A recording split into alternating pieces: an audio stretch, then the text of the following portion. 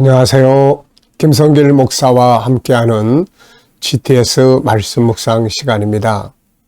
오늘은 6번째 주간의 6째 날 묵상입니다. 오늘 묵상의 주제는 배우고 응용하기가 되겠습니다. 자, 우리가 말씀 묵상도 그렇고요. 또 우리의 생활도 그렇고 우리가 모든 부분에서 뭘 하든지 배우는 것이 참 중요하죠.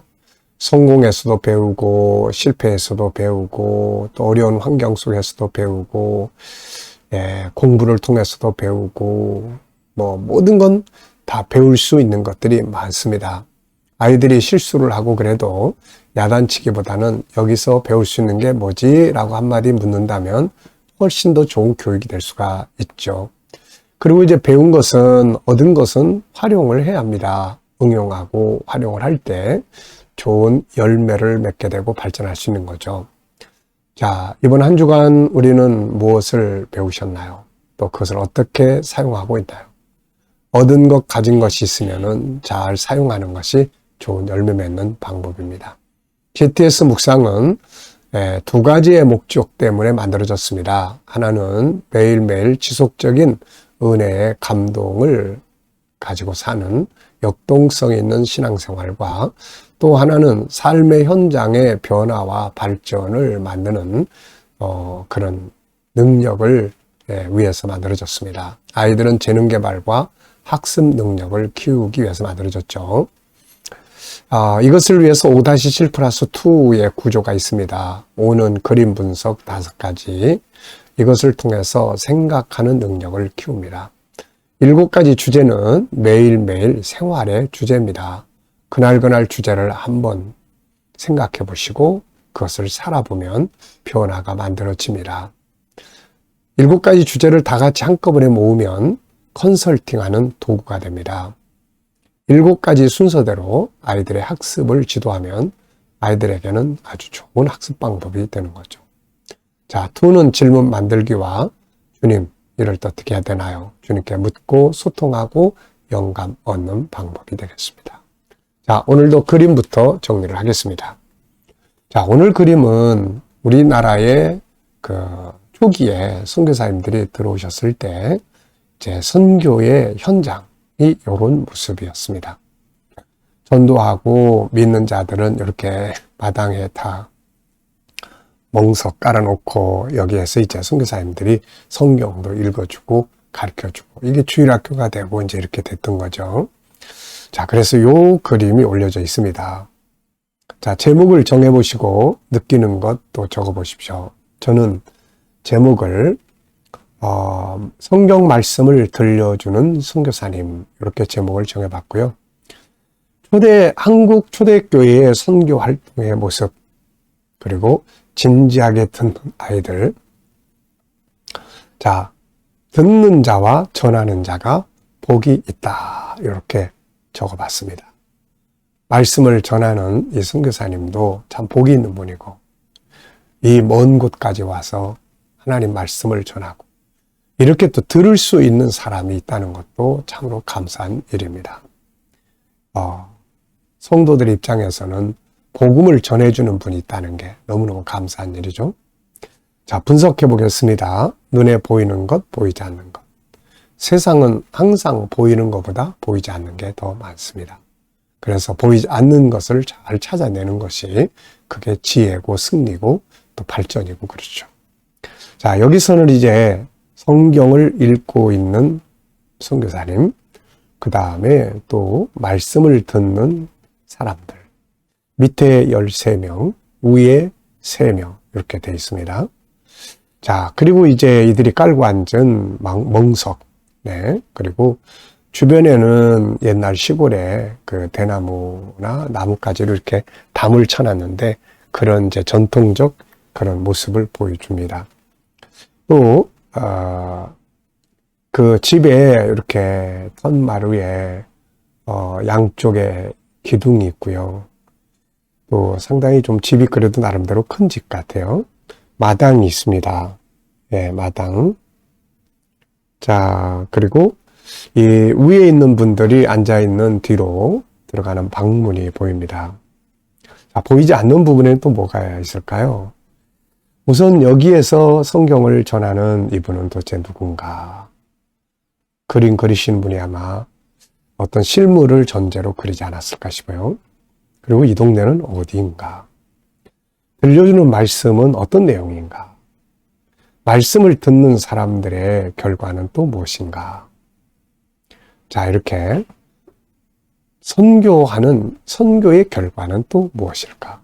본인에게 또 많은 사람들에게 어떤 결과가 있었을까? 이런 건 다 숨겨진 부분들입니다. 질문을 하고 생각을 하면 좀 더 많은 것을 깨닫게 되죠. 자, 세 번째입니다. 그림에서 가장 중요한 것은 무엇인가요? 저는 전하는 자와 듣는 자 이렇게 적었습니다. 전하는 자가 있어야 듣는 자가 있는 거고, 듣는 자가 있어야 전하는 자의 또 보람도 있는 거고 그런 거죠. 자, 연상법 훈련입니다. 자, 눈 감으시고 그림 현장 한번 쭉 떠올려 보십시오. 이것을 통해서 기억력이 아주 좋아집니다. 먼저 말씀을 전하고 있는 여자 선교사님, 노랑머리예요. 그 다음에 들고 있는 성경책, 그리고 이제 그 마당에 이렇게 멍석을 깔고 앉아있는 사람들, 말씀을 듣고 있는 사람들 13명인데 12명은 앉아있고 1명은 서 있습니다. 그리고 이제 집으로 방으로 들어가기 전에 그 턴마루 위에 세 사람이 앉아있고 어른처럼 보여요. 그 뒤로 방문들이 있습니다. 네, 그리고 이제 집 기둥이 2개가 보여요. 좌측, 우측. 그리고 이제 이렇게 담벼락처럼 나뭇가지로 쭉 세우는 그런 이제 담이 보입니다. 그러니까 옛날에는 대나무나 혹은 참나무, 뭡니까, 쌀이나무, 이런 것들을 잘라다가 이렇게 이제 담을 이제 쳐놓은 거죠, 이렇게. 네. 자, 이 그림과 관계된 말씀을 또 적어 보시죠. 저는 전도와 선교에 관한 말씀을 좀 적어 봤는데요. 먼저 창세기 12장 2절로 4절. 모든 민족이 너를 통해서 복을 받으려 하셨던 아브라함에게 최초로 주셨던 선교의 말씀. 그리고 사도행전 1장 8절 땅끝까지 내 증인이 되라. 그리고 로마서 10장에 전하는 자의 발이 복이 있다. 바울은 이렇게 말씀하셨죠. 계시록 1장 3절에 읽는 자, 듣는 자, 행하는 자가 복이 있다. 이런 말씀이고요. 마태복음 13장은 들을 귀가 있는 자가 복이 있다. 계시록 2장, 3장도 역시 귀 있는 자는 들으라. 참 이 말씀을 전하는 자도 복이 있지만 이걸 듣는 자도 참 들을 귀가 있다는 게 복이 있는 것이죠. 자, 이 그림을 통해서 또 우리 아이들은 수학 공식 한번 또 생각을 해보십시오. 도형, 각도, 그 다음에 수, 연산, 그리고 측정, 크기, 길이, 넓이 이런 겁니다. 규칙, 자료와 그래프 이런 것들을 이 속에서 한번 또 찾아서 보시기 바랍니다. 자, 상상력 키우기입니다. 이 그림 가운데 두고요. 자, 앞에는 어떤 그림이 있을까요? 처음에 선교사님 와서 막 핍박받는 그런 그림이 있을 것 같습니다. 파송받아서 와서 처음에 막 핍박받는 그런 그림. 자, 그리고 이제 다음 그림은 이 사람들이 다 하나님의 보좌 앞에 모여있는 그 모습. 나라와 족속과 백성들 가운데서 구원받은 자들이 다 모여있는 그 장면을 그려볼 것 같습니다. 자, 미래를 어떻게 살고 싶은가요? 그렇다면 지금 무엇을 해야 할까요? 또 한번 생각을 해보시기 바랍니다. 자, 본문 읽어보겠습니다. 역대하 29장 4절로 11절. 제사장들과 레위 사람들을 동쪽 광장에 모으고 그들에게 이르되 레위 사람들아 내 말을 들으라. 이제 너희는 성결하게 하고 또 너희 조상들의 하나님 여호와의 전을 성결하게 하여 그 더러운 것을 성소에서 없애라. 우리 조상들이 범죄하여 우리 하나님 여호와 보시기에 악을 행하여 하나님을 버리고 얼굴을 돌려 여호와의 성소를 등지고 또 낭실 문을 닫으며 등불을 끄고 성소에서 분향하지 아니하며 이스라엘의 하나님께 번제를 드리지 아니하므로 여호와께서 유다와 예루살렘에 진노하시고 내버리사 두려움과 놀람과 비웃음거리가 되게 하신 것을 너희가 똑똑히 보는 바라. 이로 말미암아 우리의 조상들이 칼에 엎드러지며 우리의 자녀와 아내들이 사로잡혔느니라. 이제 이스라엘의 하나님 여호와와 더불어 언약을 세우고 그 맹렬한 노를 우리에게서 떠나게 할 마음이 내게 있노니 내 아들들아 이제는 게으르지 말라. 여호와께서 이미 너희를 택하사 그 앞에 서서 수종들어 그를 섬기며 분향하게 하셨느니라. 아멘. 자, 어제 감사한 것도 생각해서 적어보시고요. 오늘 하루 시작하면서 또 감사한 거 적어보십시오. 그리고 미래에 대한 감사할 것들 쭉 찾아서 또 적어보십시오. 미래 비전을 생각하면서 말씀을 믿고, 저는 미래 비전을 적을 때마다 말씀 4곳을 항상 적습니다. 참 좋은 말씀이에요.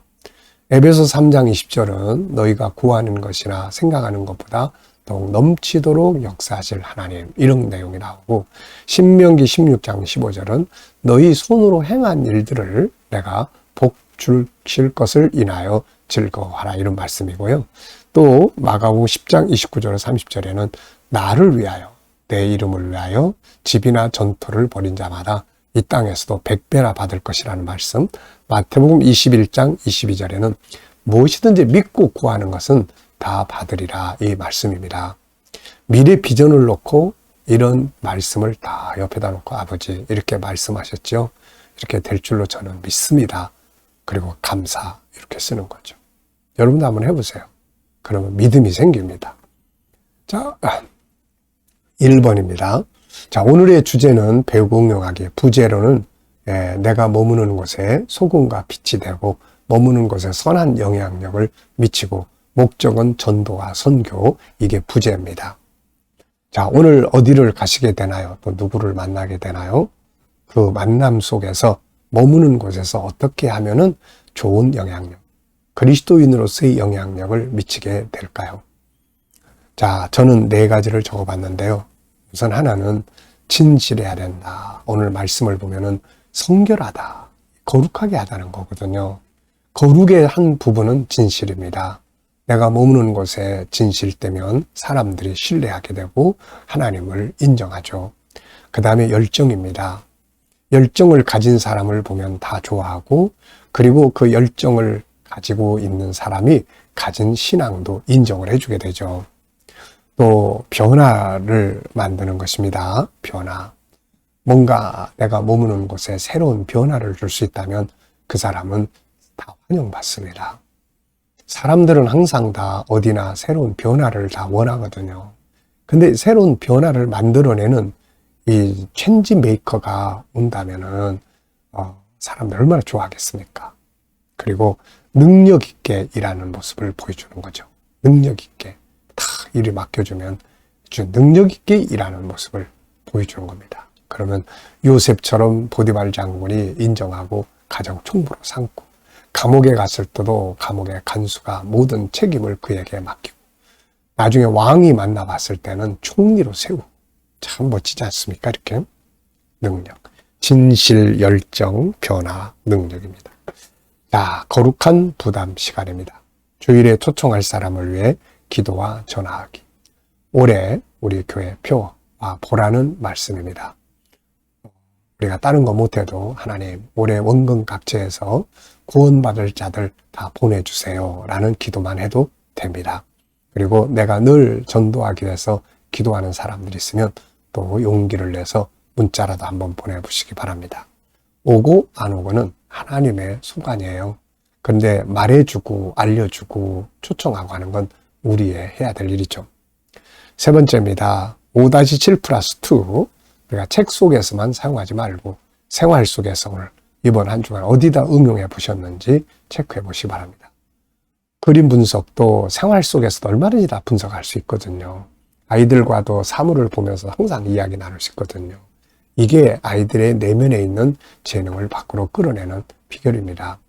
7가지 주제는 그날 기억하면서 활용해보고, 또 어떤 문제를 풀어갈 때 7가지 주제를 딱 놓고 주제 안에서 그 문제를 하나씩 점검하면 전체 내용, 중요한 게 뭔지, 또 원인 분석, 뭐 이런 것들을 쭉 하면은 7가지 주제는 아주 좋은 컨설팅에 도구가 됩니다.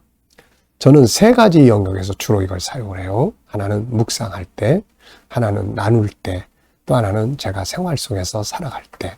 참 좋습니다. 참 정말 이 5-7 플러스 2는요, 정말 좋은 프로그램이에요. 네.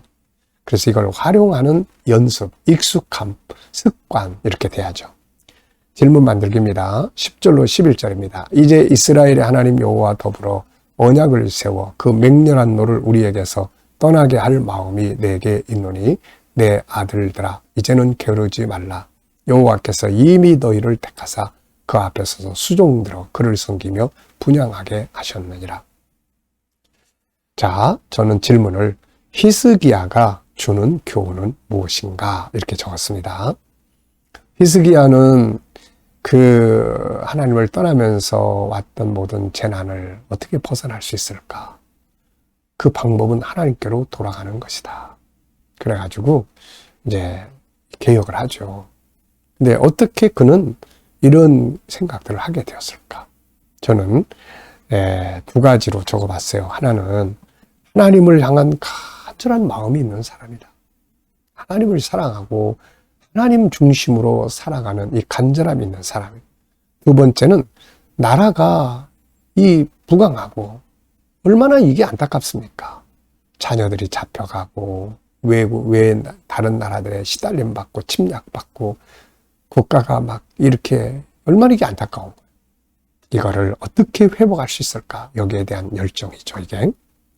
오늘 우리도 하나님을 향한 간절한 마음, 내 삶에 대한 올바른 개혁, 이런 것들 속에 열정을 가져야 합니다. 자, 또 하나의 질문이죠. 나의 영적 생활에 대해서 질문 만들기인데요. 여러분들의 영적 생활에 대해서 어느 부분을 좀 발전을 시켜야 되나 한번 좀 생각을 해보시고요. 저는 나의 영적 생활에서 더욱 발전해야 할 부분은 뭔가? 저는 GTS 전문가 이렇게 적어봤습니다. 자, 이제 묵상 시간입니다. 지금까지는 그림과 본문 분석을 통해서 은혜를 나눴습니다. 이 시간에는 내 삶의 현장을 주님께 놓고 하나씩 한번 물으면서 영감을 얻어보시기 바랍니다.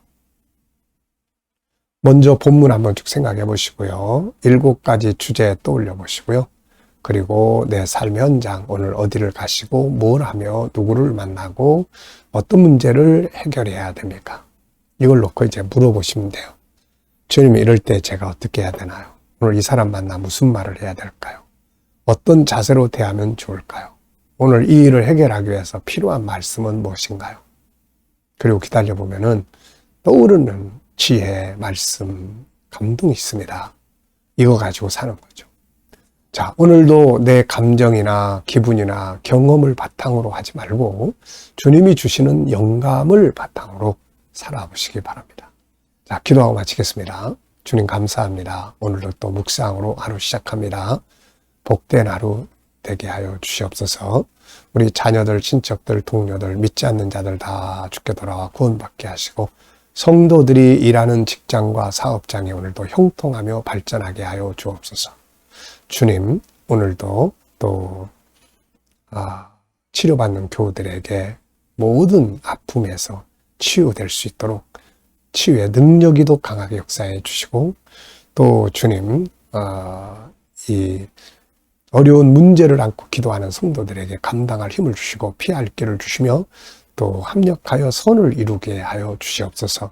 이 대한민국 복 주시고 하나님 지도자들에게 지혜 주셔서 나라를 발전해 가게 하시고 주여 이 땅에서도 또 놀라운 자원들이 개발되고 그래서 발전하는 나라, 거룩한 나라, 선교하는 나라가 되게 해 주시옵소서. 또 세계 곳곳에서 복음을 위해 수고하는 선교사님들과 저들의 사역 가운데 은혜 베풀어 주시옵소서. KDM을 통해서 중국 복음이 더욱 많은 나라에 전파되게 하여 주시고 또 우리 GTS 묵상이 더욱 많은 사람들, 많은 교회들에게 보급되고 다음 세대를 위해서 귀하게 사용되는 프로그램이 되게 하여 주옵소서. 감사하며 예수님의 이름으로 기도하옵나이다. 아멘.